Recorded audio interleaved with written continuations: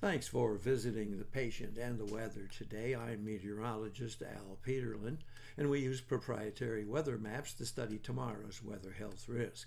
Today, I'd like to try something a little different to brief the weather and health graphics, as it seems like everyone reacts to weather differently and many react to different weather elements. I thought I'd briefly go through each of the weather maps that we use. Our first map will be the vitality index, and this just gives us a general oversight of where we're going to be looking for weather change. And that starts, of course, here with the Pacific Northwest, jumps off to the extreme northeastern part of the country. We always look into the Central Plains and down here in the Four Corners. Our first real change will be pressure, and pressure has been rather steady for much of the past 2 weeks, but you'll notice here we have rapidly rising pressure across the Pacific Northwest from Washington and Oregon through Idaho into Montana and Wyoming.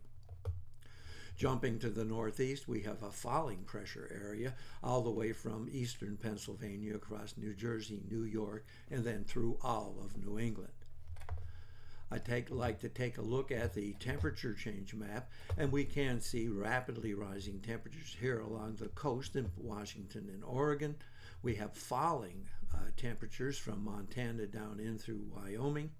We have a little bit of rising temperatures again, almost a temperature burst in eastern Oklahoma.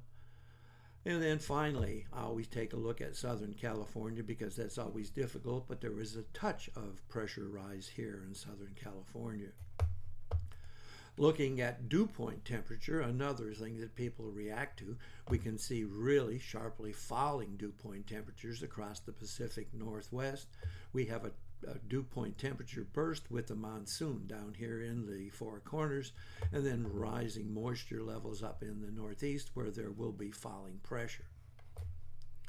Finally, looking at the availability of oxygen in the atmosphere, what I call POI, we're looking at risk of migraine throughout much of the Northwest, but really starting here in Idaho, moving over to Colorado, Wyoming, and significantly in Montana.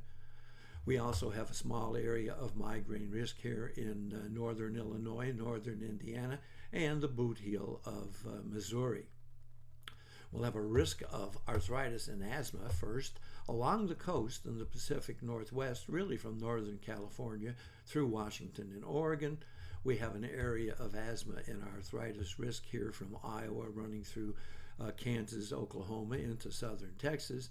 Another little area of arthritis and asthma across Mississippi and Alabama. And then finally a large extended area of asthma and arthritis risk in the Northeast, and that's with the falling pressure. And that runs all the way from Pennsylvania through Maryland, across New Jersey, and up into New England. Thanks for visiting the patient and the weather. Comments are appreciated, and if you hurt, tell us where you're residing.